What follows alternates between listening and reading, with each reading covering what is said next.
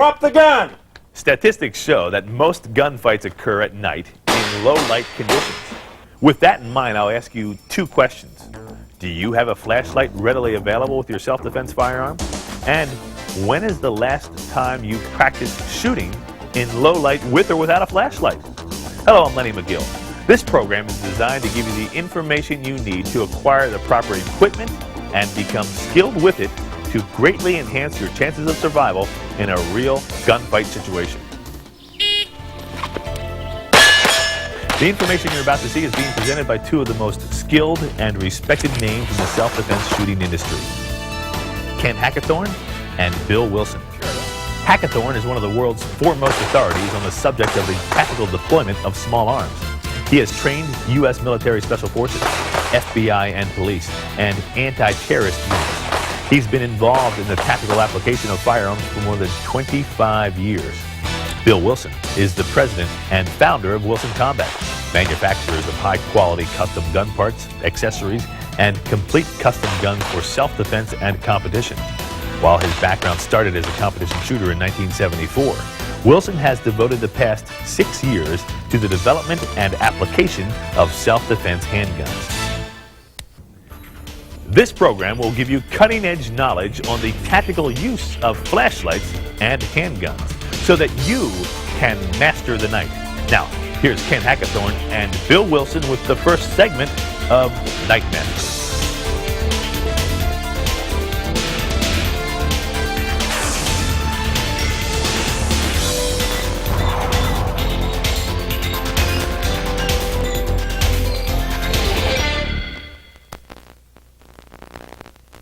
Okay, what we're going to talk about now is the use of the flashlight.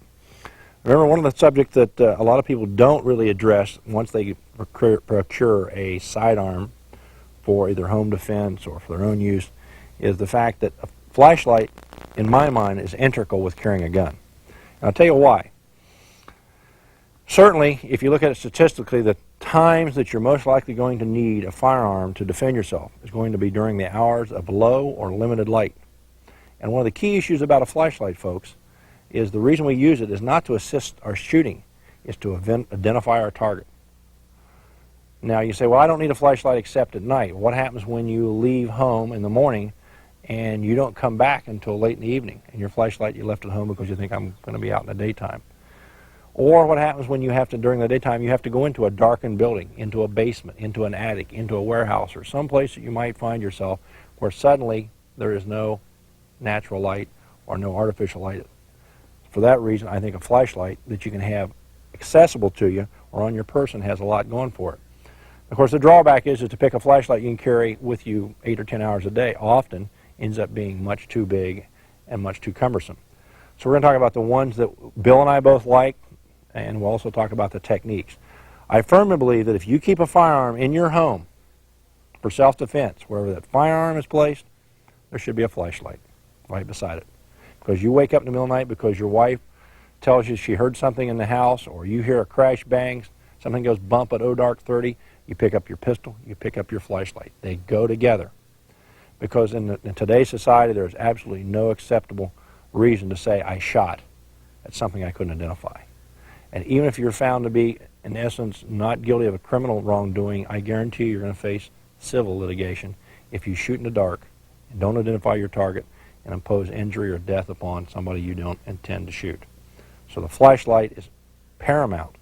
And the reason we use a flashlight, again, is to identify our target, identify the threat. Now, of course, the next question is people say, well, okay, I just went and bought a fancy new blaster. What am I getting a flashlight? And everybody has different approaches. And the typical one, of course, is to go out and buy the cheapest flashlight you can find. That's generally a big mistake. And again, people often go out and pick a flashlight that they think, for example, would be ideal for police work. An example of that would be a large police duty type flashlight.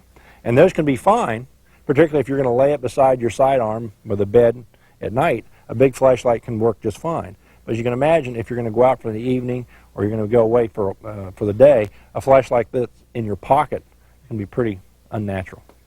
It's big, it's hard to conceal. You're probably going to leave it in the car, your briefcase, someplace where you don't have it. So while they're good at home, they have limited virtue for something you're going to carry on you all the time. So let's talk briefly about flashlights and what we like and what we don't like.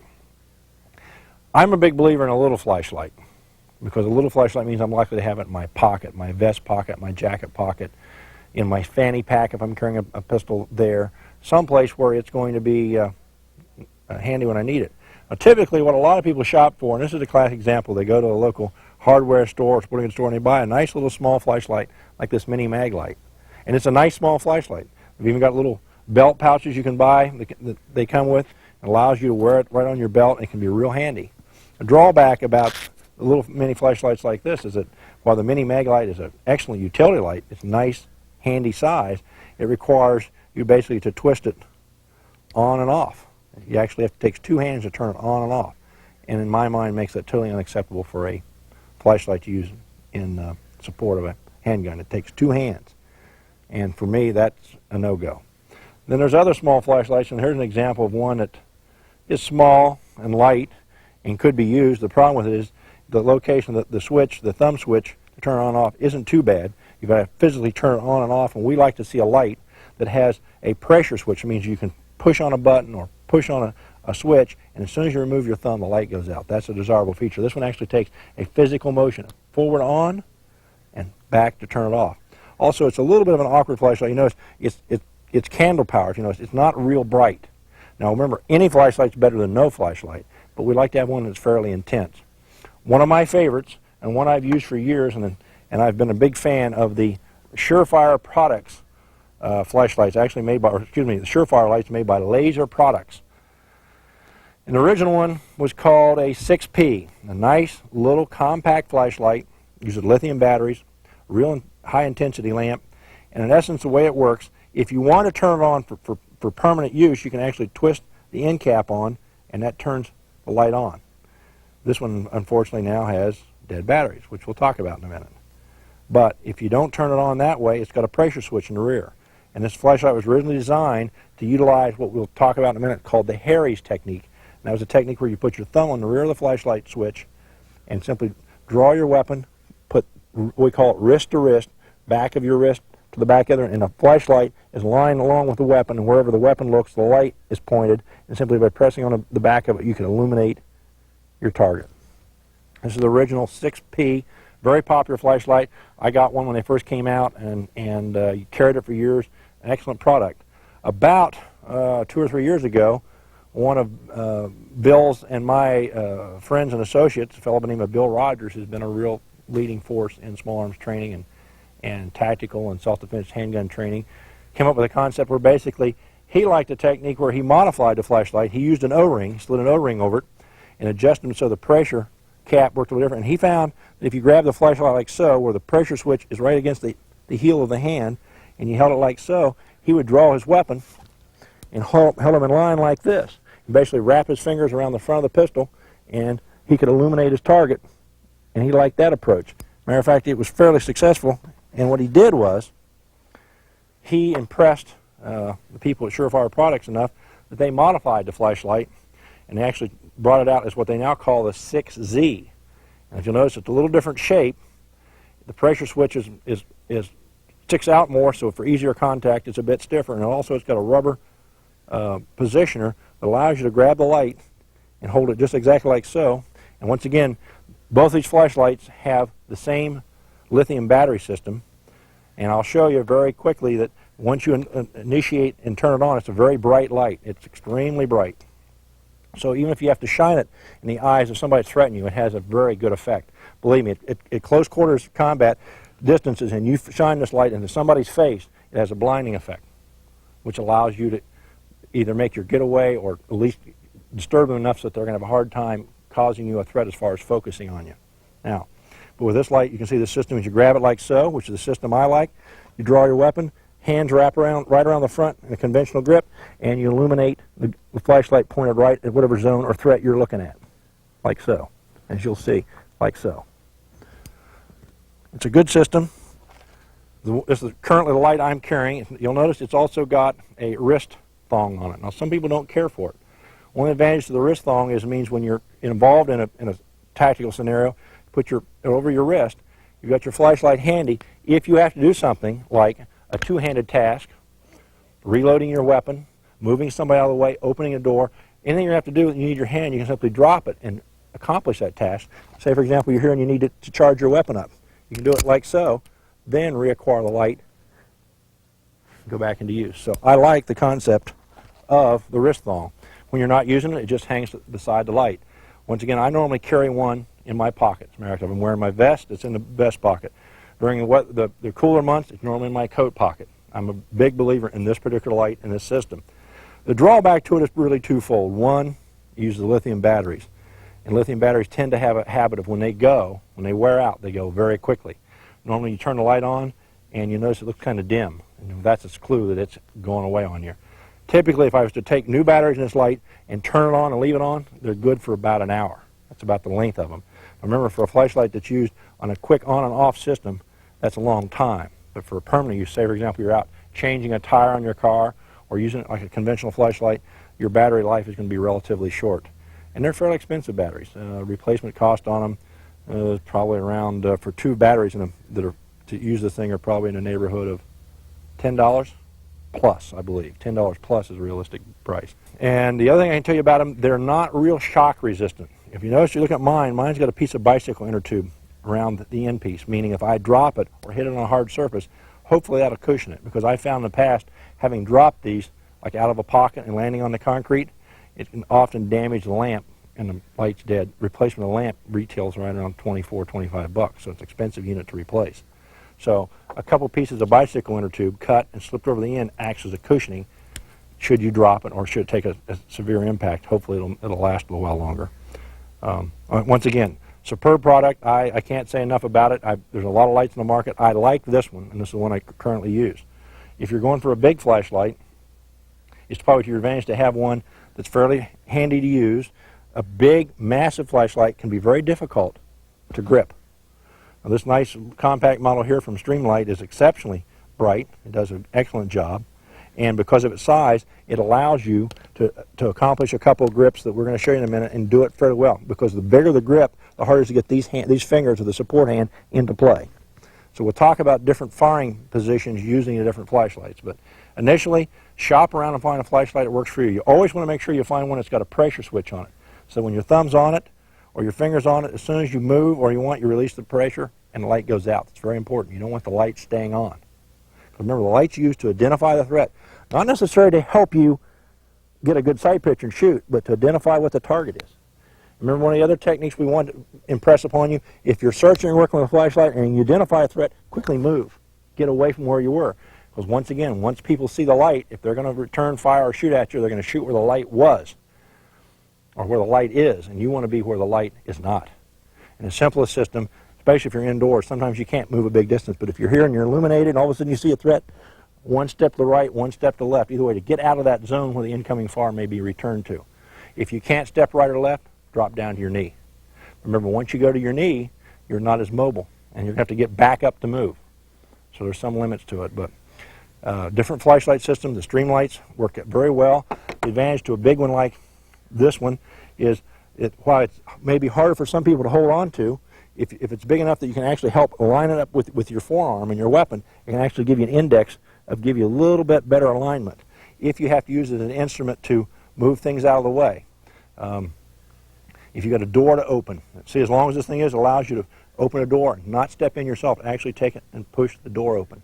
If you need to lift materials up, like look underneath a bed or whatever, this allows you, enough length allows you to lift the material up without getting too close to it. So a lot of different flashlights. For the most part, I would say that Bill and I are probably the biggest fans of the Surefire light systems. This happens to be a rechargeable one, a little bit bigger unit. You notice it's got a lens cap on it, so if you're working in a dark environment and you want to be able to read or see without compromising yourself, the red lens cap works very well. But if you need it for actual use, you can flip the lens cap off, and you've got a fairly intense, bright light to use with your searching technique. One of the best things, one of the best features, as you well know, there are a number of weapons on the market now that have been modified to utilize a light mount. And typically these weapons will be service pistols. And what happens is you have a light mount that attached to the weapon. In this case, it's a Glock 17 and a Surefire light. And normally these things are rigged up so that they have a pressure switch. And the pressure switch is typically attached to the weapon by Velcro tape. Allows you to position the pressure switch wherever you want it. And the system is designed primarily so that when you pick up your pistol, you get your light right there. One advantage to it, allows one-handed use. So again, all you have to do is grab the weapon, and when you just pinch your fingers against the frame of the gun, what happens is you illuminate the light. And wherever you look is where the light looks. I think it's an excellent system. To me, for a weapon you keep in your home for self-protection, this makes a lot of sense. Because what happens when you pick up at night and you've got to get your kids in the bedroom with you for security. You've got to open doors. You've got to check around things. Instead of being a two-handed operation with a light and a weapon, now you've got a one-handed operation, which allows you to do a lot of other things. Search, move. Search, move. They're not inexpensive, but it makes a great deal of sense. To me, if you've got a home defense handgun, it's geared strictly for what you keep in your bedroom or what you keep in case something goes bump in the night. You'd be hard-pressed to do any better than a light-mounted weapon such as this one using the Surefire system. One of the things we'll show you here that is all the rage in America, it's the favorite thing of the gun shop commandos, is a laser. And basically what you've got is a red laser that shines a nice red dot wherever you point the weapon. And of course people tell me this is the answer. Well, I haven't figured out what the question is, because in my opinion it has very limited virtue. To me it's a nice training aid if you're practicing like shooting on the move or practicing your point shooting. It shows you where the gun's pointing. And also if you want to impress your neighbors, it's real neat. But as a practical application, it's fairly worthless because it doesn't allow you to identify your target or your threat. You don't know what's out there with that red dot. And for the most part, I find that every once in a while I see somebody shows up with them, and they're generally less than amazed when they leave the range, when they discover how weak they really are. There's often an implication by the people who market these that these are the choice of the elite military or police organizations. They use lasers. They do in the movies because movies are make-believe. In the real world, you don't see these things. Only the gun shop commandos are the best customers for these. We'll talk about flashlight techniques in a minute. But for the most part, pick a good weapon, take your time to pick a good light system, and then practice with it. You have any comments regarding flashlights, Bill? One last thing I wanted to mention about the flashlight selection. While Ken and I totally agree that the Surefire is the light of choice for actually a fighting light, as he mentioned, the battery expense and the low run time on them for using for utilitarian purposes, makes you want to recommend the mag light, especially the size here that takes the, I believe it's the C size batteries. This light's still small enough to be able to get a good firing grip and shoot with it. It's got enough intensity to identify your target at most of our normal contact distances, and the light is very rugged, used by police a lot, and inexpensive. Where this light here, the Surefire that we highly recommend, has a retail of like over $80 a unit. With the nice mag light here is under $20, at Walmart, place like that, or even closer to $15 probably. So, if cost is a factor, and you want to use the light also for general purposes, to have it, to change a flat, or when your power goes out of your house or whatever, you might look at having a few of these things around, because they do work good for a fighting light in addition to working good for a utility light. I hope now you were impressed with the fact that if you carry a gun, you should also carry a flashlight or have one close. For if you were to use a gun in a self-defense situation at night or less than optimal lighting conditions without a flashlight, a lawyer could have a field day in court showing how you were reckless and had no regard for human life, even if you were the one being burglarized or robbed or held up. After all, you shot someone and could not be certain that they were carrying a weapon or if they did pose a threat to your life because, well, you really couldn't see after all. You didn't have a flashlight and it was dark. You get the drift? So if anything you pick up in this tape makes an impression, I hope that you will have a flashlight available to you when you do carry a firearm. Let's move on now to flashlight shooting techniques with Hackathorn and Wilson. We're going to take a look now at the individual flashlight techniques that are commonly taught or commonly used in the United States. There's about 3 or 4 that we encounter that are routinely shown, and what we plan to do tonight is show you each of them, let you take a look at them. Our advice is to try them out and see which one works for you. We can tell you that realistically there's probably a couple of them that tend to work the best, and we'll show you the ones that Bill and I both favor. As a matter of fact, we both are fans of the same technique. But again, people are built different. People have different optical problems. Just for whatever reason, you may find one that, while it works perfectly for Bill and I, may not be that desirable for you. So we're going to simply show you each one. The next time you have an opportunity to work with your flashlight, you can kind of try them yourself. I won't kid you. One thing about flashlight techniques that you can do, and you can do this at home, make sure your weapon is clear. Make sure it's empty. Take your flashlight. Particularly, the best time to do this is in your home in the evening or at night when you don't have a lot of people home, or your kids are in bed, or there's nobody in the house but you, and actually practice searching and clearing your house with a flashlight. Put your weapon, make sure it's clear, and the flashlight in the position it would normally be in your home, and then with the lights off in the house, pick up your flashlight, pick up your gun, and do the process of actually searching and clearing your house using the flashlight techniques that you are interested in. And I assure you, by the time you finish searching and clearing your house, you'll discover real quick which one works best for you. Remember, the object is wherever the flashlight looks, that's where the gun's aiming. If you find a situation where your flashlight's looking one place and the sights are pointed someplace else, to speak honest, it's not going to be a very effective technique. You also find a lot of them are very fatiguing. For the very short term, when you're just looking in your room or looking around your bedroom, you may find some of them that look real good, but after you've done the whole house, you can find that they can be very, very wearing on you and hard to maintain. So that's a factor you must look at too. Of the ones we're going to discuss, let's talk about the very first one we're going to show you. Is probably the most popular one, the most commonly one taught in the United States. It's called the Harries technique. And that's actually named after a fellow by the name of Mike Harries, who was one of the early pioneers in the Southwest Pistol League. Developed this technique. Mike's been an instructor at Gunsight out in Arizona, and his technique's been taught worldwide for that matter. It was an interesting and a real good approach to solving a problem, when the problem was how do you shoot and move and use a flashlight and make sure the flashlight is aligned with the gun, indexed on the target, and also how do you manipulate it so that you can turn it on and off quickly. And of course, the technique that Mike came up with was based primarily on working the pressure switch with either your index finger or your little finger. And with the advent of the Surefires, that's why the buttons on the rear of the original Surefire flashlights, like the original 6P, the reason the flashlight button's there is so, with the Harries technique, you can operate the switch to turn it on and off. Now, mind you, there's a right way and a wrong way to do the Harries technique, and I'm going to ask Bill to step right up here, and he's basically going to demonstrate it. You draw your weapon, the conventional manner, you put the wrist of this hand and against the wrist of that one. Now, what we're going to show you, it's critical for this to work, it's using isometric muscle tension to control recoil of the gun, is this elbow must be pulled under. The more it's pulled over under, the more pressure you have against the gun. In theory, so when the gun recoils or cycles, it'll come back as a unit together. Now, if you get tired and you bring your arm up, you end up just laying the gun on top of the wrist, and what happens is the gun flies away from the flashlight. So for the Harries technique to work, you got to pull the elbow under so there's a lot of isometric tension against the back of the wrist. And of course, you got to work with making sure the flashlight aligns with where the gun's pointed.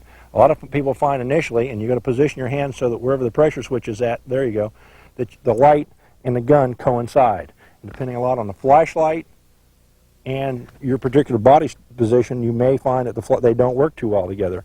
You may have to rehearse it, and you may say, I can't do this, and you have to move on to another. But that's the basic Harries technique. Elaborate, if you will, on the wrist-to-wrist contact. How much, where do you want to put it together? You want the back of this hand, bring your hand down for a minute, Bill. You want the back of this hand right here against the back of this one. So you're actually pressing almost wrist to wrist. And you want to press in tight with the elbow. Remember, the more you pull the elbow under, the more isometric muscle tension. You're actually like pushing against each other. The more you're going to feel.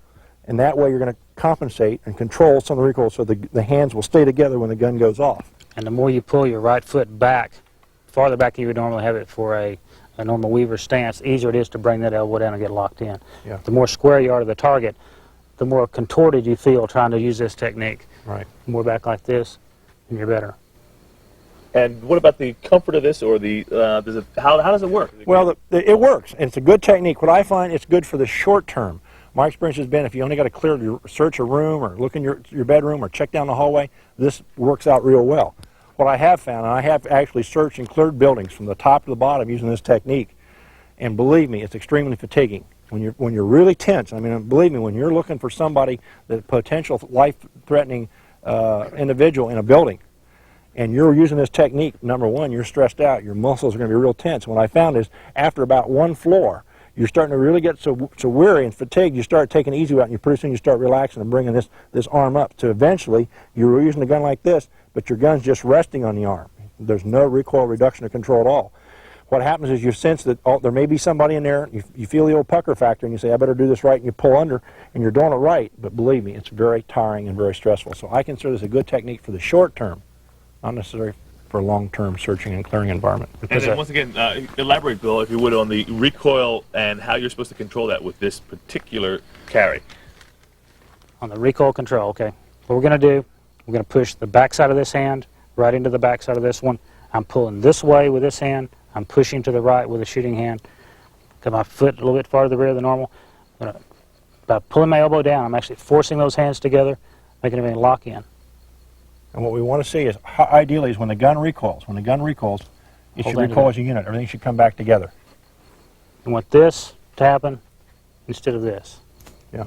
Because if you don't have that isometric pressure, what's going to happen is the gun's going to go off. You're just resting on your arm, really. It's just going to rest, and it's going to jump right up off your arm, like so. Which really defeats the whole purpose. Well, it doesn't help you any. What it makes it is it doesn't make it a real effective follow-up shot. If you only got to fire one shot, it may be fine. But if you've got to do multiple shots, it's probably not going to be the quickest or the surest method around. And of the methods we're going to talk about tonight, it is definitely the most uncomfortable. Yes, definitely. Even for the short term, it's the short most term, it's still very fatiguing. The next one we're going to show you is a system that's taught and pretty much been pioneered and recommended by Ray Chapman, the combat shooting great, many years ago, worked to develop it. He recognized that while the Harry's technique had validity, he understood that it was fatiguing and it was tiring. He was looking for something that's more natural. What he found is that most people, unless you practice this Harry's technique a lot, they weren't getting the light to coincide with where the gun was pointing. And he wanted to come up with a system that he felt was more natural and quicker. And the system that Ray came up with is basically you hold your flashlight in your support hand right alongside of your pistol. You wrap your fingers right around in a conventional firing grip. The flashlight is laying right alongside the bore on the left side. And once again, you almost have to have a flashlight that has a pressure switch, a button, to illuminate. And it's a very natural system. One of the things you got to use pretty much your normal firing stance. You don't have to change your feet or twist your body around a lot. Now, the other thing we can tell you about it, it's comfortable. You can use it for a long period of time. We won't kid you. You don't have as strong as a grip, so when you start shooting faster or start shooting in rapid concentration, it's not uncommon for the hands to come apart a bit. But for most searching, particularly long term, it's not that fatiguing and it works well. But you must have a flashlight that has a pressure switch, generally where the thumb can work it. If you don't. Do you have the barrel of the flashlight, the body of the flashlight, up against the grip of the firearm? Is that what you're doing? You're pressing that together? Let me see. Come around a little bit like this. Okay, there's basically what you're seeing right there. In essence, it's a lightly supported one-hand shooting technique, believe me. It works really good with 9mm. Yeah. And as the calibers increase, as the recoil goes up, the more tendency is when you fire the gun, they want to come apart. All right, Bill, go ahead and point it right down the range here, right at me. And I guess you're able to really point the gun where the flashlight Where the flashlight looks. it's a very natural pointing. A natural system, and it's a very popular one. It's an easy one to teach people quickly. If I was to take a group of shooters who were going to spend a lot of time practicing and learning a flashlight technique, this would be one of the first ones I'd show them. Another one shows a slight variation of that, and it's one that's taught by the combat shooting instructor Masad Ayub. Many of the viewers will have recognized his name from many of the shooting periodicals. He's widely read, very well respected weapons instructor. Has the Lethal Force Institute, where he teaches a great deal about the legal aspect and the mindset of self-defense shooting. And he came up with a modification we felt was a little bit more natural. Remember, to hold that flashlight down in the Chapman technique, you've actually got to flex your wrist down. With the modern police flashlights that are out, which is what most all of us are using, is a variation of the police flashlight, which have a very wide beam on them, right? A wide spray of the beam. He found if you grab the flashlight, even if the barrel of the flashlight's pointing up, in other words, it's somewhat elevated in his beam, there's enough splash of the beam that you can still see your target and identify your threat. So he came up with a slightly modified system like that, where the gun comes up, the flashlight's held more or less, so both wrists are in the same relation. You don't have to bend one down like that. They're both like this. You're going to see that the beam's going to be a bit high, but normally at combat distance, we're talking about close quarters, in a house, in a parking lot, in your garage, you're going to see enough splash of the beam to identify who the target is and be able to fire from.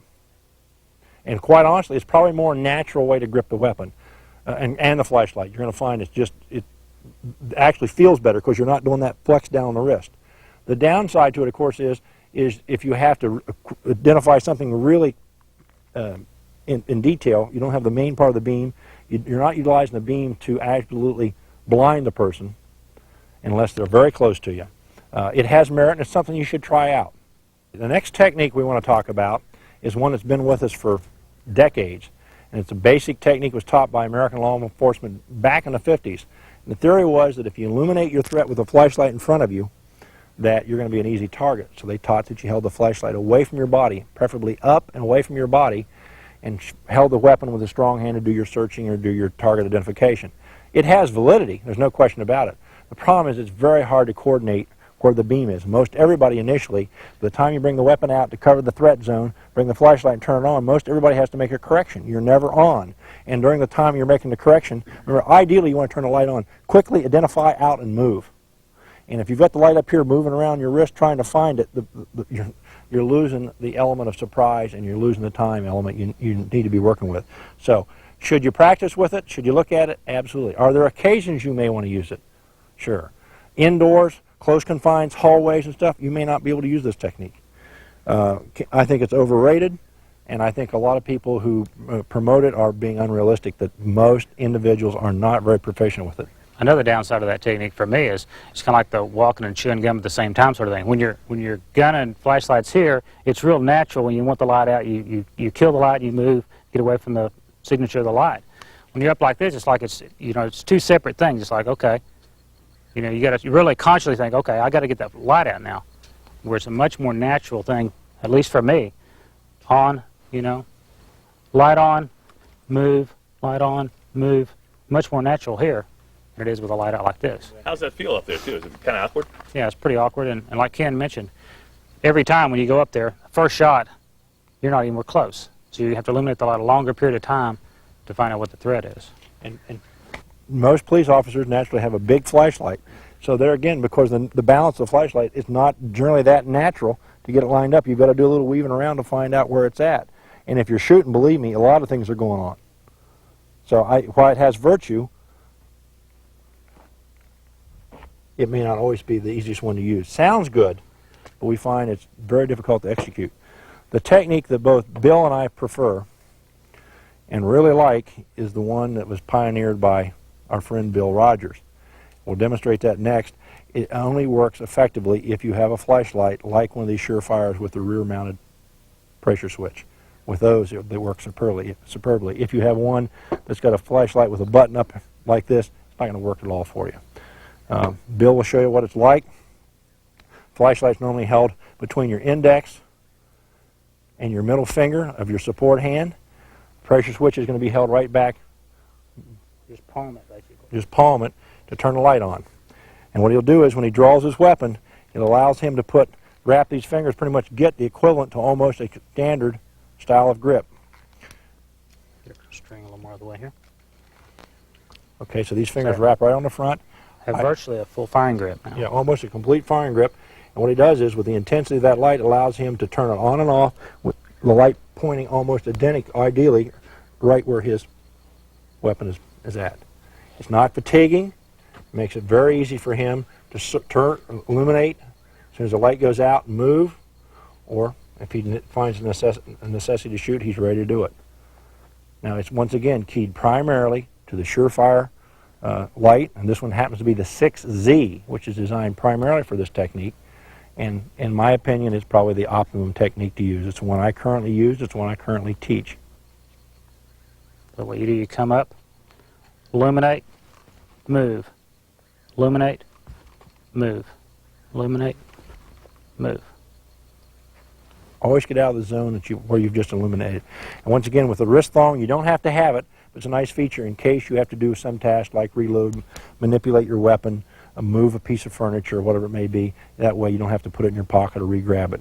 One of the classic things we see people out, whether it be police officers or private citizens, they'll be out using their flashlight, and when it comes time to reload, they'll put it between their legs, they'll try to put it in their mouth. I've actually seen them with a flashlight turned on, stick it under their arm with the light on, all kinds of goofy things to try to reload their weapon or clear their weapon. Well, the advantage of this system, you just drop it on the wrist thong and it's right there. If you do have to lower the flashlight or get rid of it, put it in your pocket, stick it in your waistband. Okay? And one of the advantages to the smaller flashlights, you can imagine if you've got a big flashlight like this and it comes time you've got a task or something to do, it may not fit in your pocket well and it may be very cumbersome to stick in your belt. But remember, that's ideally where it goes. Don't lay it down. We see people say, well, why don't I turn my light on permanently, leave it on, and then throw it in the room? Well, you're just giving up your source of light. And invariably, Murphy being alive and well, it'll roll in the room and turn around and illuminate you. So while that may sound good in the movies, it's something you don't want to do. It's like throwing your gun in a room. Once you've thrown it, you don't have it anymore. It may belong to somebody else.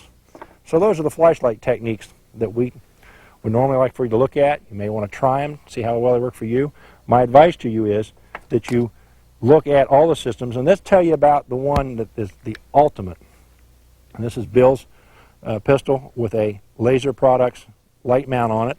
In this case, it's a Glock 17. These are dedicated mounts with a pressure switch. And the beauty of this thing, if you've got this beside your nightstand at home, the light's going to be coordinated right with where your sights are looking. They're zeroed right to where the gun's looking at. You pick your weapon up, and you don't have to worry about another task, what your hand's going to do.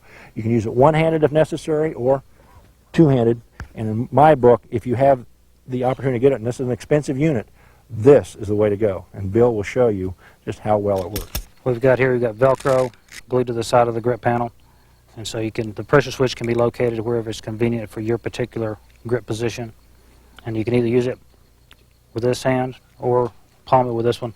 I prefer to have it set with a shooting hand, triggers it that way. If you have to open a door or whatever, you can use it one-handed.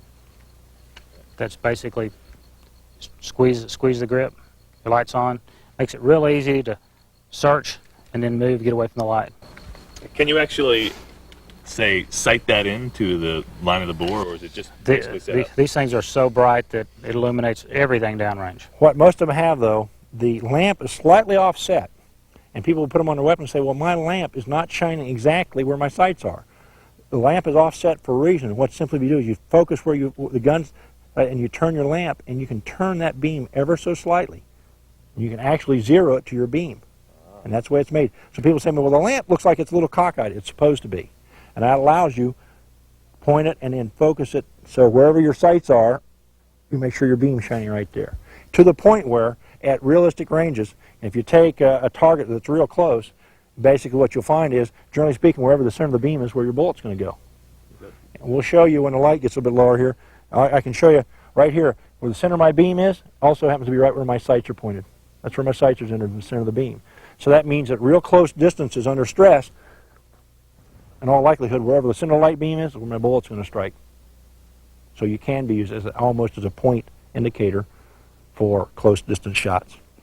Once again, a relatively expensive unit.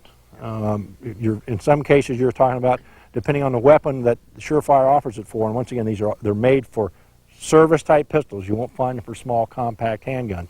The typical service guns, but that would be military and police sidearms, the light mounts are available. This one, of course, is for the Glock. They have them for the Beretta, the SIG, the Colt 1911, and the Smith & Wesson autos, the ones you'll typically encounter. And I think they have great virtue. They're extremely practical. And for a home defense handgun, I would say they're probably, almost the ultimate thing to have. Yeah, they're the Cadillac. And as we mentioned earlier, the other advantage is they're so bright that they will actually blind, your opponent there, your threat. Combine them with the tritium night sights, and you got a real illuminate the target to see where the threat's at, lights out, and you've got your tritium night sights. You can align the gun perfectly with the threat, fire in the dark. But remember, once again, we must identify the threat first. Is that a target we want to shoot? Then light goes out, move if possible, and then you can use your tritium sights, which show you exactly where your weapon is aligned, and fire your shot. So combine those, and you've got a very, very effective low light or nighttime self-defense. Like in a situation where you eliminate the threat area, you find out that is a legitimate threat. A shot needs to be fired. You move away from the light. You're actually better to not re-illuminate, to actually use the night sights, right? Exactly. My recommendation, the teaching point I would have, is if there's, say, somebody's invaded my home, I step out into the hallway, or I look down the stairwell, and I see a figure or movement, I illuminate, I see a hostile threat that poses a lethal threat to me, a weapon or whatever, and I have made a decision that I want to return fire or I want to fire at him, I'm not going to re-illuminate to shoot. I'm going to move if I can. I'm going to utilize the night sight to align my weapon with the target and fire my shot. And then only if I move again and I want to re-identify the target or determine its location, I'll quickly re-illuminate, find out, and move again. You do not leave the light on to do your searching. Another advantage to this is if we're working together, if I'm in my house and I've got your wife or somebody, a house member is assisting you and you want to indicate a place to go or a door to check, you can do it very quickly. You can simply pick an object, a doorway, for example, and just do a quick flick of light to show them that's where I want you to go or that's what I want you to be aware of. It can actually be used very quickly as an indicator. Move right there. So you don't have to use a lot of voicing. You simply go point to the person, get a hold of them, and go like that and show them that's the threat area. Watch out for that doorway. Watch out for that corner. So it has some utility in that respect. Overall, I would consider this to be one of the most desirable things you could have in a home defense handgun. Remember, a home defense handgun very likely is one left in the house. It's not going to be carried. It's one that's going to be available to you, strictly for house defense. And it's something every member of the household who has been trusted and trained and skilled to use a sidearm should be comfortable with. I find that most women are very skilled with this and quickly decide that this is the system they like, because it doesn't require them to hold a flashlight, manipulate a flashlight and a gun at the same time. They can do it all in one task. So when you pick a sidearm, by the way, you want to pick a weapon that's not real heavy. A lot of women, if they're not big statured or they don't have a lot of upper body strength, will have a hard time holding a big heavy pistol. So if you pick a sidearm that's a little lighter, combined with a light mount, which does add weight to most of them, that's a factor you want to take in mind, because if the gun weighs in 4 or 5 pounds loaded, you're going to find a lot of people holding it up and searching with it may fatigue very quickly. The key to all shooting skills is adapting the technique to your particular body size, strength, and shape. The same is true with flashlight techniques. And of course, once you adapt a technique, you must practice. Again, true with flashlight techniques. What I found that works best for me with the standard Maglite and my Colt 45 is the Ayub technique. I practice a lot of one-handed shooting, and I find that this is a nice extension of that practice. And I found that I have trained enough so as to be able to point the flashlight in line with the sights. So basically, wherever I point the flashlight, the sights are there. As Ken Hackathorn said, this is basically a lightly supported, one-handed technique, and it seems to be the most easy to assume of the 6 demonstrated. Try them all out and find out what works best for you. Now let's move on with live fire drills using a flashlight. Okay, what we're going to do now is actually demonstrate some of the individual flashlight techniques. We're going to live fire them. First we'll show you it's static so you can see exactly how the technique works. Then we'll actually do it what we call a tactical application, where after he engages the threat, he'll move, and ideally a step or so to the right or left.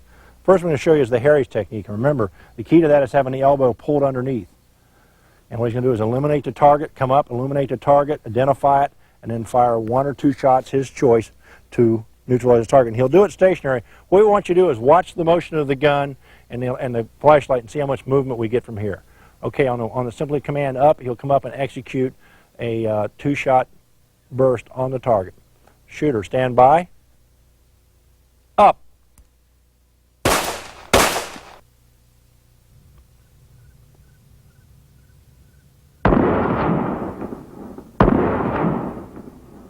Okay, if you watch the beam of light, you can see exactly how much motion you get with the recoil. All right, we'll do this again. This time I'm going to ask him to do it tactically, where after he illuminates, neutralizes the target, then he'll take a step either right or left to get out of that zone where he was with the flashlight. Okay, shooter, ready? Up.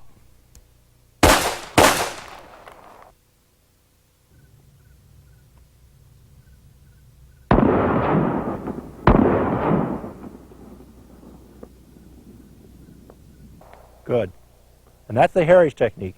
As you can see, it's very easy. At this point, he's already relaxed to the point where his arm is almost parallel, so he's lost a lot of the control. I think it's an effective technique, but not one that we would recommend unless it's for a short-term application. All right, the next thing we'd like to do, we're going to show you the Chapman technique, the one that's taught by the famous champion shooter Ray Chapman, where basically the flashlight's just held alongside the left side of the pistol. He'll come up. Initially, this will be a static one. He'll align himself with the target, come up and engage it like so. And once again, to watch the motion of the pistol, movement of light. Okay, Bill, stand by. Up. And tactically moved away.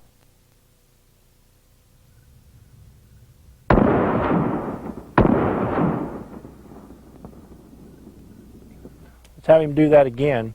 I want you to watch the motion of the light and the gun. Right. Ready? Up. Good, good.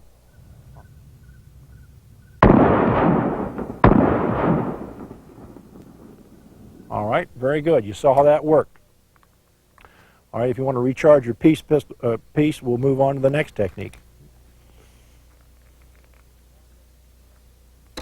And the next technique we're going to demonstrate is the one that Bill Rogers recommends and teaches, one of the ones that both Bill and I are very fond of. It requires, however, a flashlight like the Laser Products Surefire with the rear pressure switch.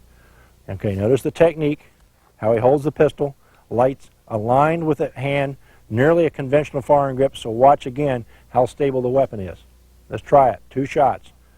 Ready? Up.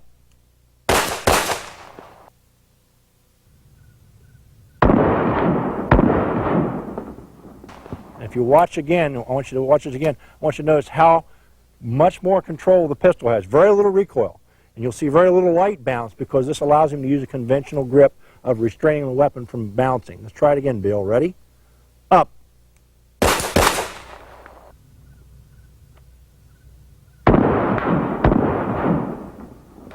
Very good stability, good control. We'll do it this time tactically and have you move. After you engage the threat, move either one step right or left. Stand by. Up.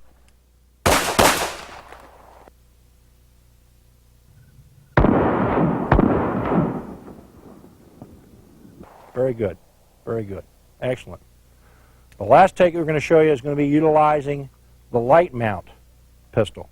And what you'll see when you watch that is that it is an extremely easy technique and probably the simplest flashlight handgun shooting application you're going to find. In this case, the pistol is a Glock 17 9mm. The light mount is Laser Products Surefire. And I want you to watch how simple this system is. It's a conventional grip of the weapon, almost nothing different. And I also want you to notice that when the target's illuminated, and show us that, Bill, when the target's illuminated, his flashlight, his sights will almost always be right in the middle of that brightest part of the beam. Let's try. 2 shots. Ready? Static from right there. Up.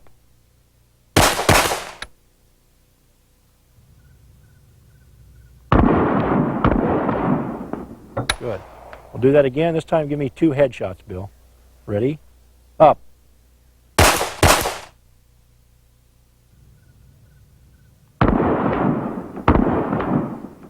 Excellent. Now this time I want you to do it tactically. You're going to engage the target with 2 shots. You're going to take a step right or left to get out of that zone where the light was. Ready? Up.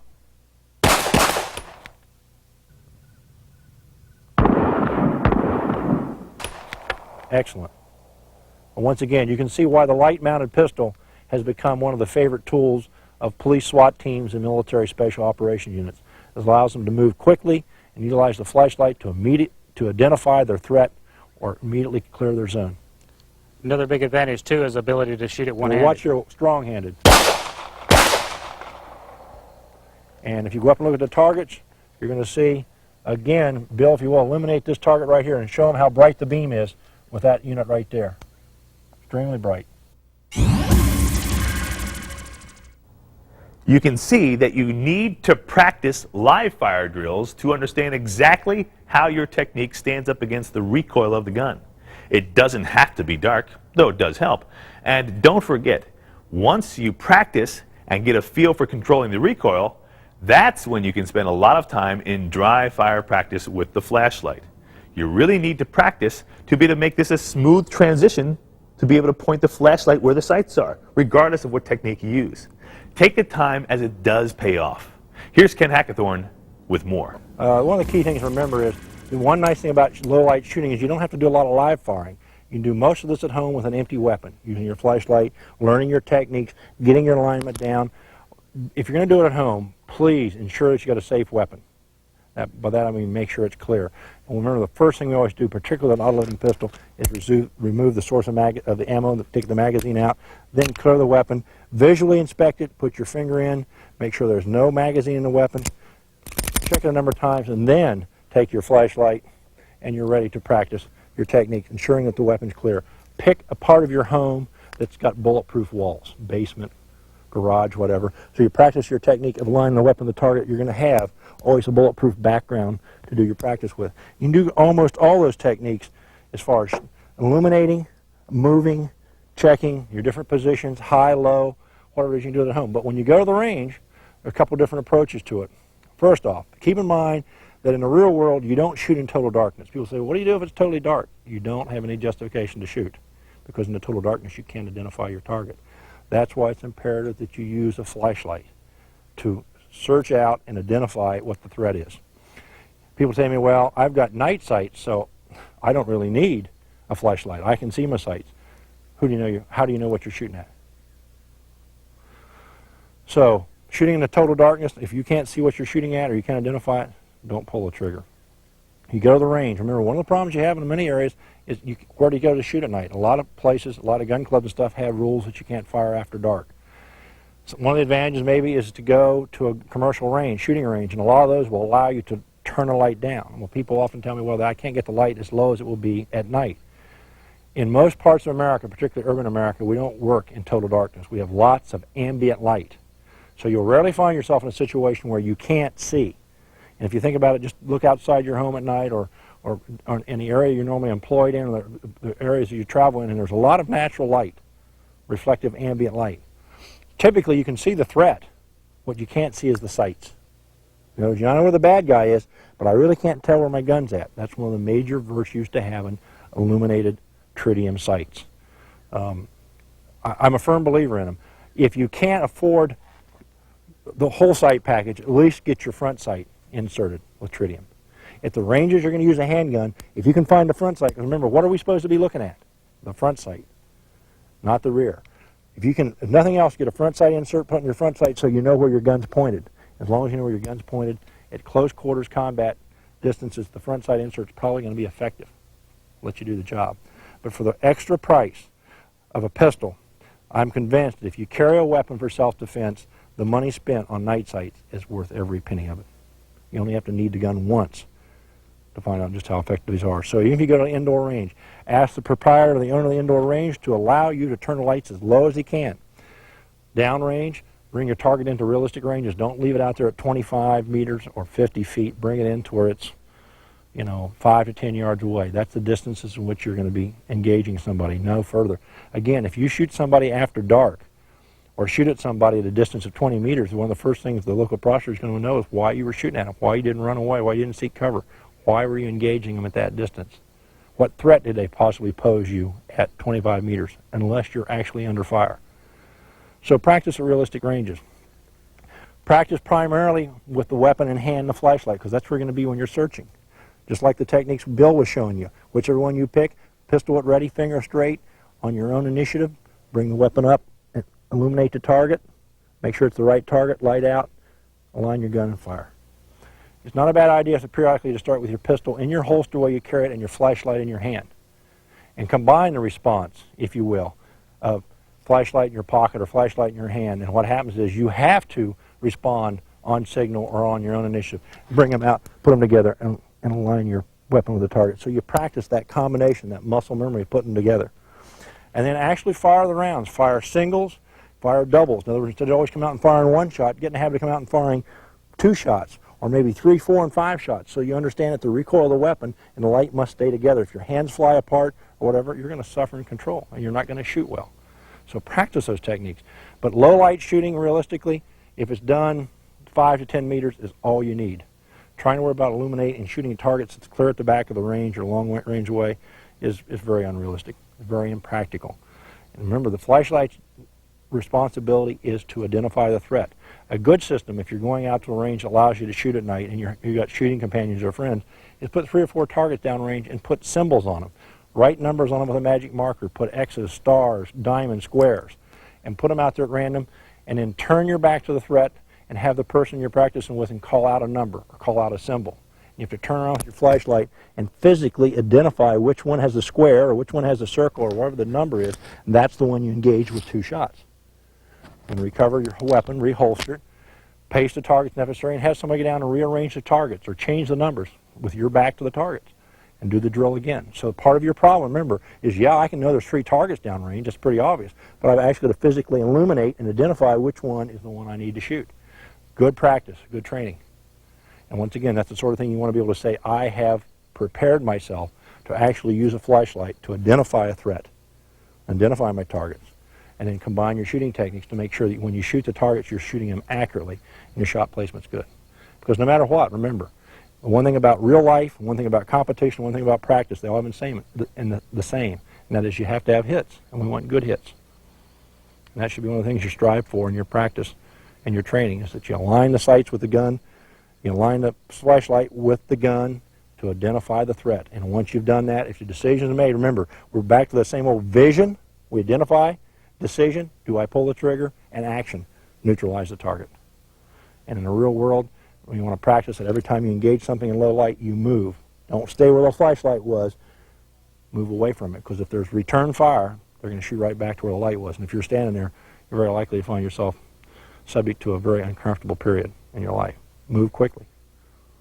If you've got cover, practice moving to cover to identify it. Just a minute, we're going to show you a little drill here with Bill. We're going to use a facade here, simulating cover, and we're going to shoot low light with the flashlight technique, both as a target identifier and also as a means of identifying, and then he's going to follow up with a light out and actually using his night sight on his pistol to fire shots. I'll show you a good, simple training scenario that you all can get an idea of. It's one of the things we do when we train people for low light shooting. Ken Hackathorn said it, and it's worth repeating. If it's dark and you shoot someone at 20 to 25 yards, the first thing the DA is going to ask you is, why didn't you retreat and or run away? After all, your first objective is to avoid a gunfight if at all possible. And at 25 yards, someone is going to argue that you had an opportunity to get away, and at the very least, that you could not properly identify a target at that distance anyways, even with a flashlight. So, when practicing, do so at realistic distances and try to imagine the circumstances. For example, in your home, you probably won't be wearing a holster. So start with a gun and flashlight in your hands. Then try it from the holster. Put your lifestyle in your practice and see how to apply your practice to your lifestyle. Here's Bill Wilson. Okay, the basic drill I'm going to do here, I'm going to illuminate the threat with a flashlight. I see it's a threat. I'm going to move to cover, engage the threat with the night sights. I'm going to scan for further threat, see if there's a threat, move, engage with the night sights. Going to move to cover over here, scan for the threat. I see there's a threat, engage with the night sights. All right. And how's the look of the night sights? Can you see the outline of the target back there? It's no problem at all. Good visibility on the targets. Of course, with the night sights, it's really easy to place the shots. All right.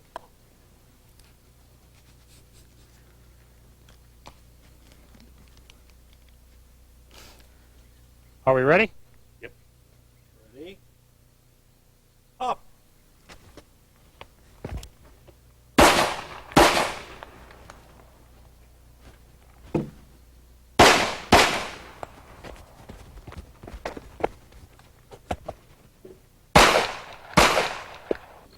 Ready? Up.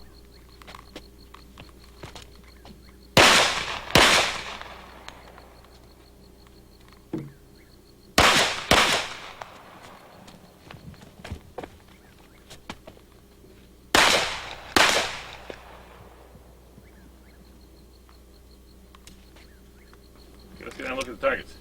Eliminate the target. How'd it feel? 2 nice center hits. Too bright.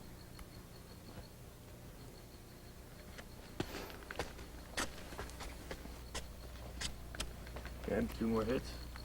You always want to try to learn something every time you do one of those drills. And basically what I learned in that little run through there because I got too close to the barricade, as we talked in the barricade stuff. And so when I moved to one of the positions, I knocked my flashlight out of position as I was moving, which wasn't a problem since I wasn't using the flashlight to shoot the shots. Right. But see, it would have been much better not to be banging the flashlight on the barricade. Yeah, another issue I want to make very briefly about night sights, and there's a lot of them on the market, and they're all good. But one of the things you want to be aware of, the fact is, if you use dots, and that's the most common one, where you've got a front sight dot and 2 rear sight dots, and basically you can line them all up, is that they're all green, and typically tritium is the tritium gas, when it's illuminated, forms a green color. If they're all green, it's very easy under stress for some people to get the dots misaligned. In other words, the front sight could very well be on the outside, and you're looking at front sight, so the gun's completely off target. The other one is, remember, under conditions of stress, your eye tends to focus on the thing that's closest to it. And the rear dots typically will be brighter because they're closer to your eye than the front one. So we find that a lot of times people end up looking at the rear sights when they should be looking at the front. One of the things that Bill's done on his night eyes is he's incorporated a system where, for example, the front sight is the brightest tritium spectrum color, which is the green, and he's got like either an amber or a dull or yellow colored inserts for the rear. So basically there's no question that front sight is the bright green one. The dull yellow ones are the ones in the rear, so you know exactly where your alignment's supposed to be.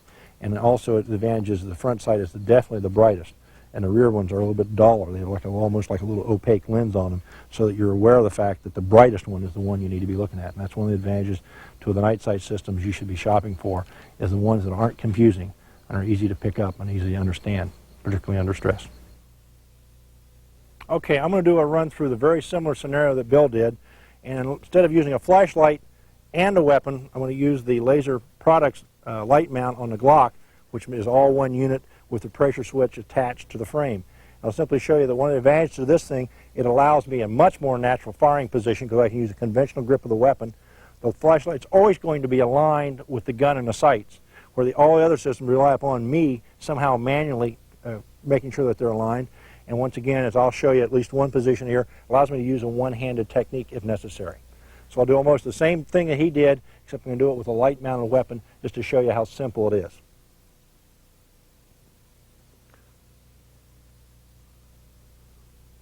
Okay, Bill. Stand by. Go. You with a knife! Drop the knife! Drop the knife! You with a knife! Drop it right now!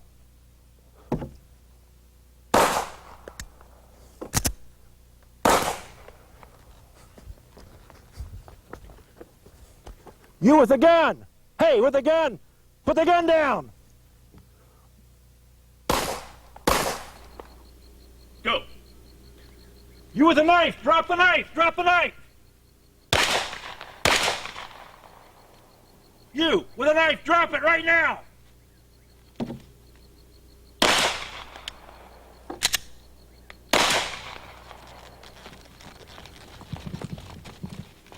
You with a gun! Hey, with a gun! Put the gun down!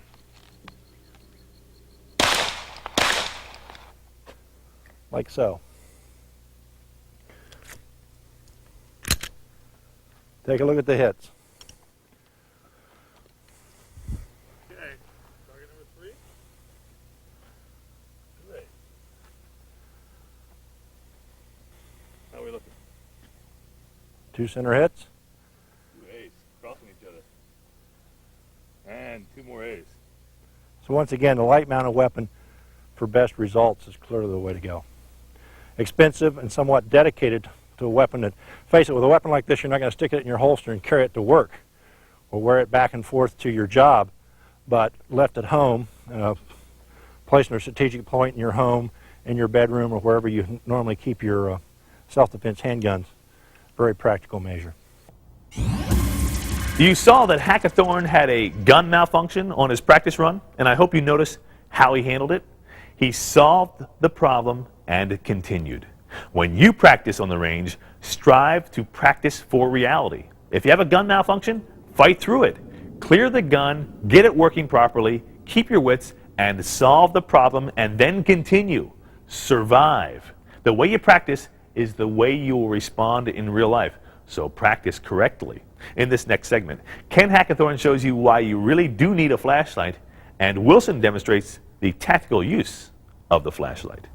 A question often asked is, if my weapon's equipped with night sights, why do I need a flashlight? And if somebody shot at me, don't I have justification for returning fire? I've seen the muzzle flash. I know I'm under fire. Lethal threat is involved. Why can't I use my night sights to line it with the target, if I can make out the target, and fire my neutralizing shots? Why should I use a flashlight for identification purposes? Well, let's give you a classic example. Suppose downrange we have what we perceive to be a threat. We see there's somebody down there, and I yell, "Hey, you!" Let's see what we've got. Do we have grounds for returning fire? Oops. Would you want to return fire without identifying a threat in a situation like this? You may fire shots that you wished you hadn't. So the flashlight comes into play once again as a means of identifying your threat. So don't take for granted just because there's been shots fired and you have night sights in your weapon, you can just go ahead and return fire. You need to know exactly what you're returning fire at. Hence, utilization of the flashlight. What I want to show you here is the importance of moving after you illuminate the threat zone.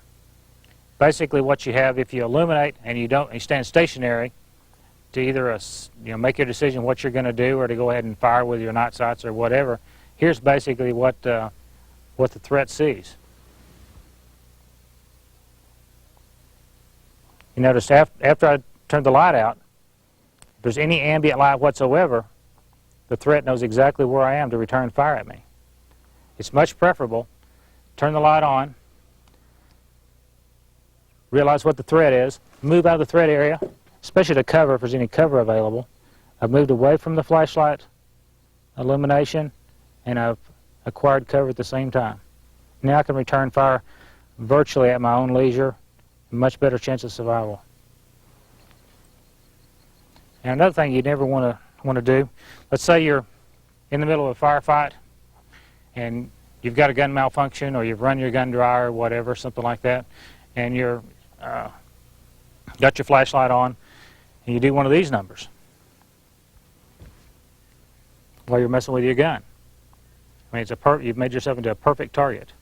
So you need to always be sure, any time after you've illuminated the light, always move and always make sure that the light's out.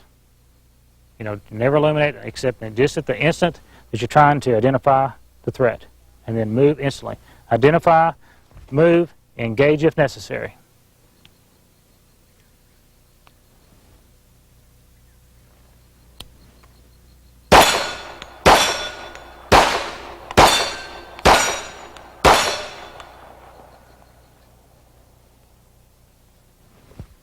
Okay, do it again.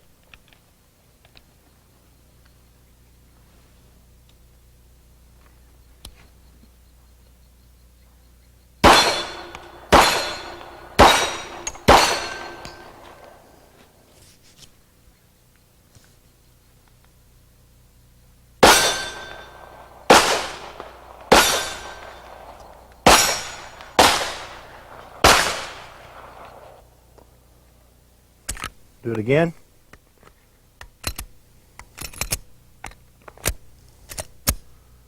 Here we are again. I cut the pie out, check the zone, identify the threat.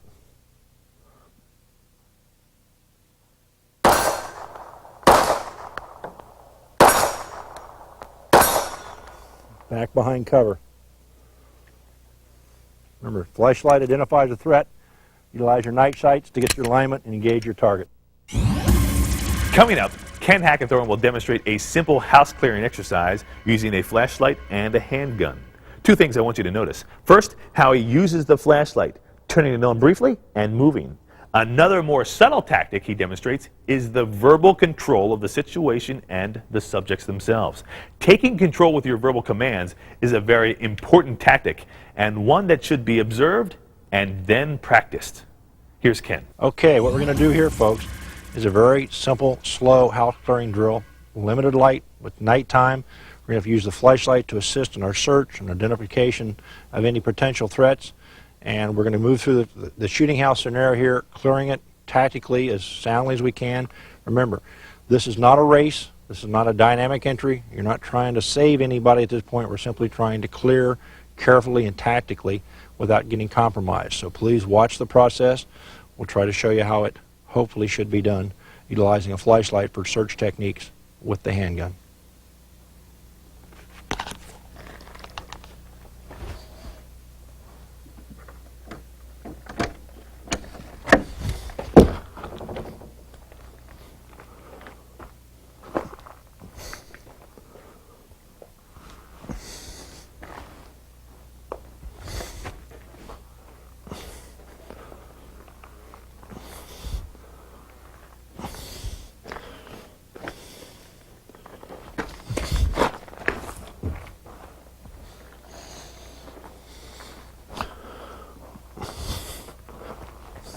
You with the gun! Drop the gun!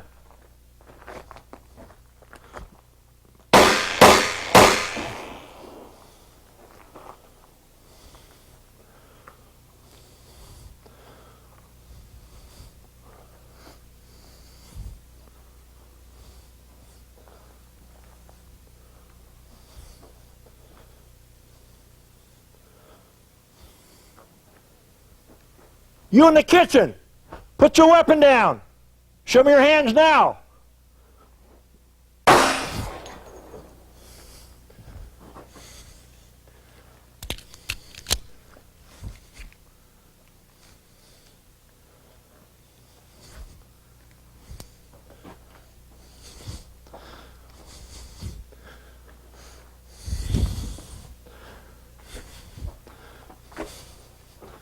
Don't move!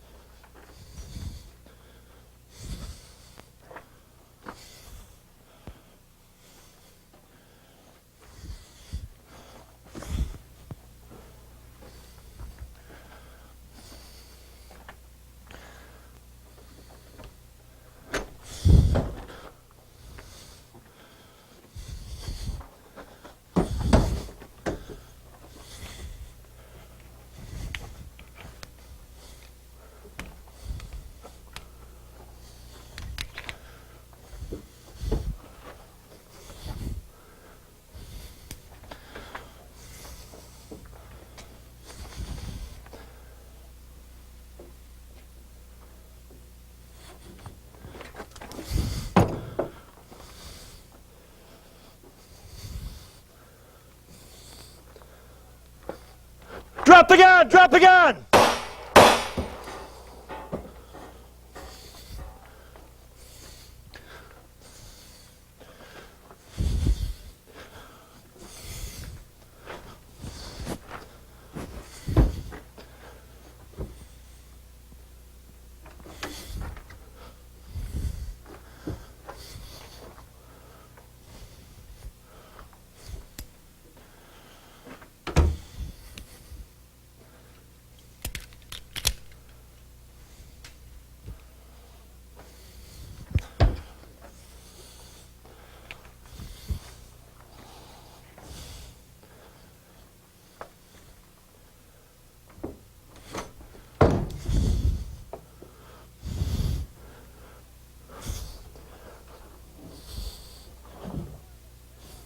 Drop your weapon, now!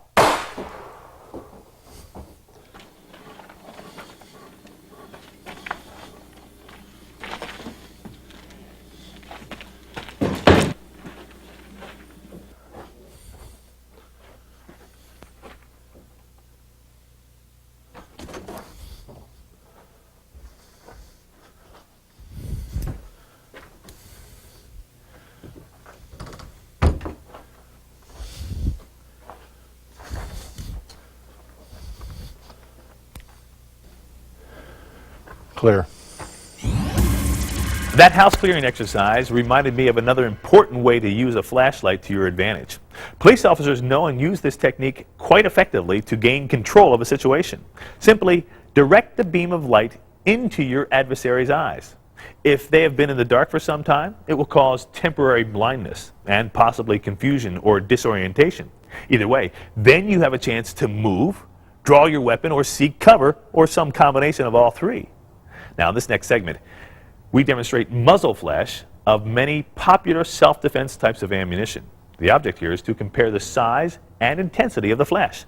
The smaller and less intense the flash, the better it is for two reasons. First, a large, bright muzzle flash will make it easier for an adversary to identify your position and possibly return fire. Second, this large flash will also cause temporary blindness to you, much the same way as a flashlight beam in your eyes. So, here's Bill Wilson with a variety of factory ammunition and some of his selected hand-loaded self-defense rounds. Okay, the first round we're going to shoot is Federal 230 grain American Eagle hardball.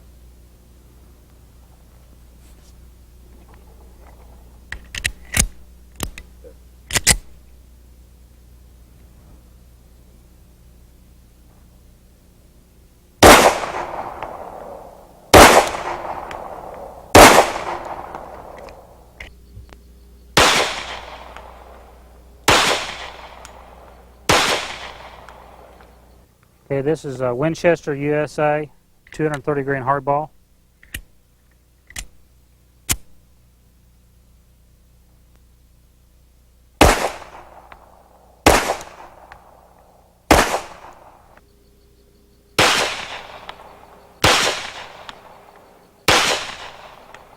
Okay, this load is a Federal Classic 185 grain hollow point.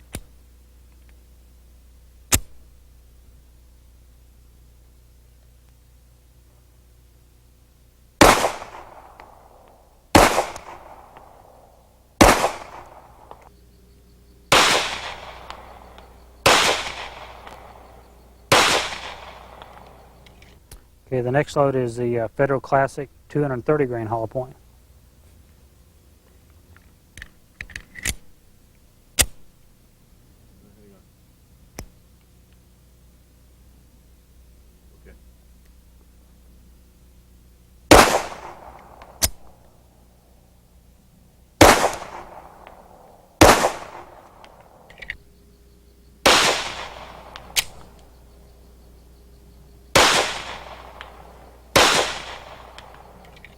Okay, this load is the El Dorado 230 grain Starfire.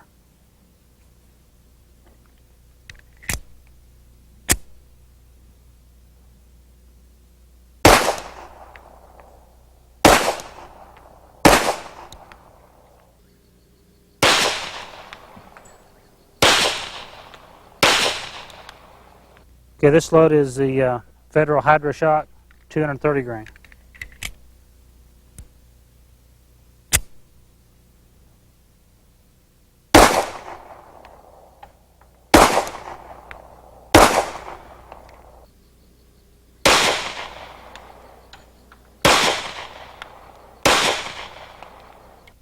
Okay, this load is the Remington 230 grain Golden Saber.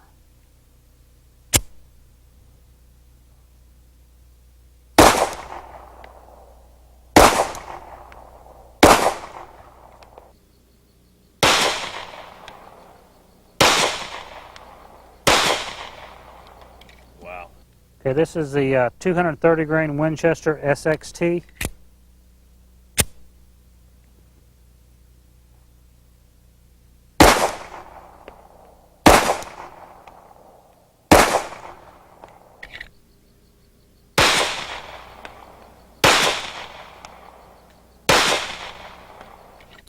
Okay, this is the 185 grain Remington Golden Saber.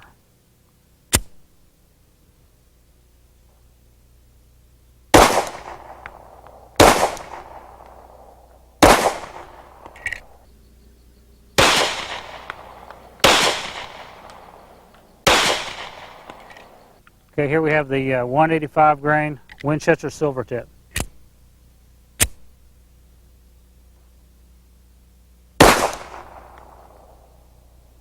Whoa, serious muzzle flash.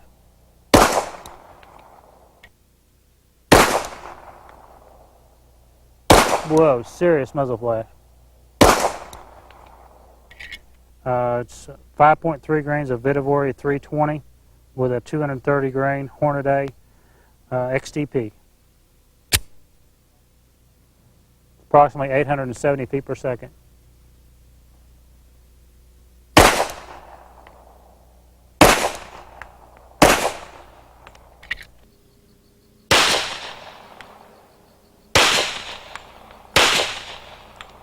Okay, here's another one of my favorite self-defense hand loads. This is 5.4 grains of Royal Scott D with a 230 grain Hornady XTP.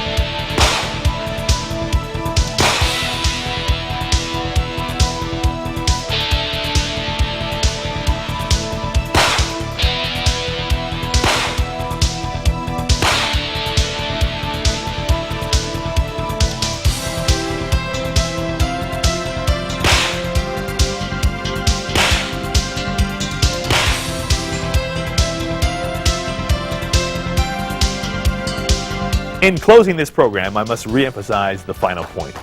If you carry a gun, carry a flashlight. If you have a gun next to your bed, have a flashlight next to your bed. Always identify your target before you shoot. For Bill Wilson and Ken Hackathorn, I'm Lenny Magill. Shoot fast, shoot accurately, and most of all, shoot safely.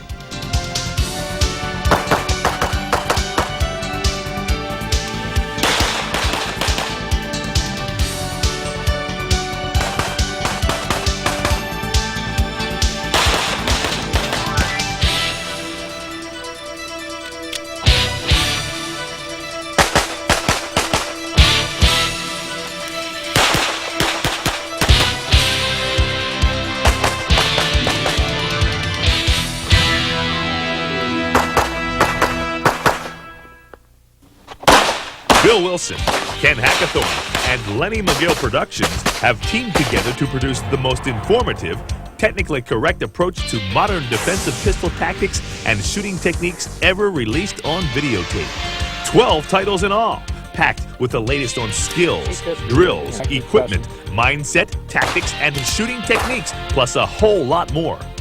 Wilson and Hackathorn are both experts in their fields, and Lenny Magill Productions is known worldwide for its high-quality firearms-related video productions. Together, they have created a series of programs that will entertain, amaze, inform, and make you aware of the tactics you need to survive a real gunfight. Basic Self-Defense Handgun Use and Safety is a two-part set covering the basic fundamentals of shooting: grip, stance, sight picture, sight alignment, and trigger pull. Plus, informative segments on self-defense pistols and ammunition. What happens in a real gunfight? What gun is best for you? 9mm versus 45, and lots more. Start to think about how can I practice and train that's going to increase my chance of survival. Advanced Self-Defense Shooting Tactics and Techniques is a 5-part series that takes the viewer to a new level in both shooting skills and tactical knowledge.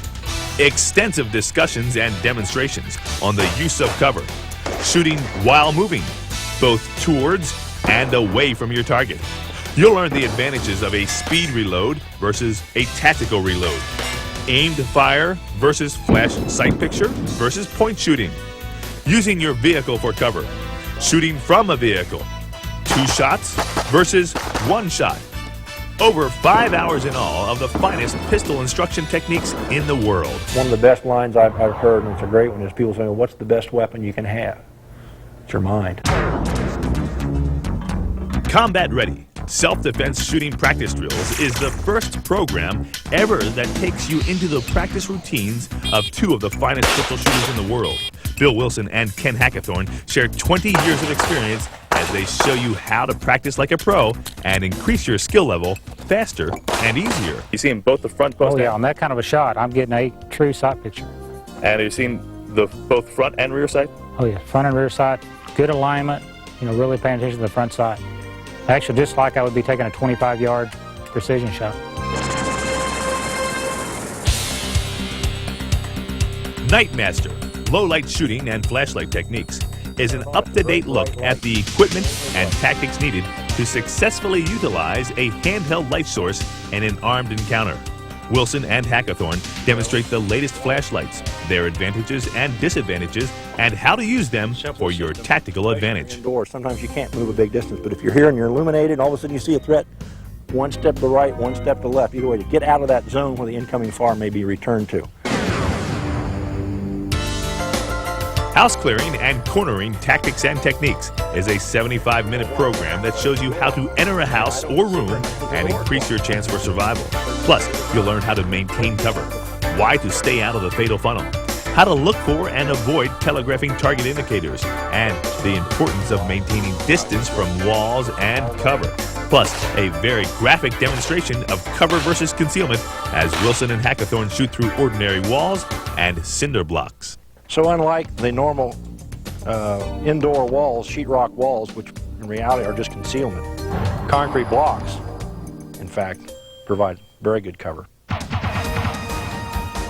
Practical Concealed Carry is a 90-minute program that shows the basics of concealed carry, how to fit a holster to your body, over 6 different methods of carry, live fire drills, pocket holsters, safety, and lots more. The virtue of the fanny pack is that if you're in that proverbial summer evening going out for dinner and you're just wearing a pair of shorts and a polo short or a t-shirt, the fanny pack gives you a means of carrying a little bit more substantial firearm and having it readily available.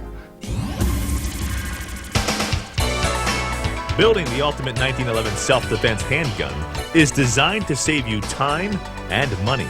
The master gunsmiths of Wilson's Combat demonstrate advanced gunsmithing techniques as Bill Wilson and Ken Hackathorn discuss what are the most practical and necessary custom procedures for your 1911 handgun.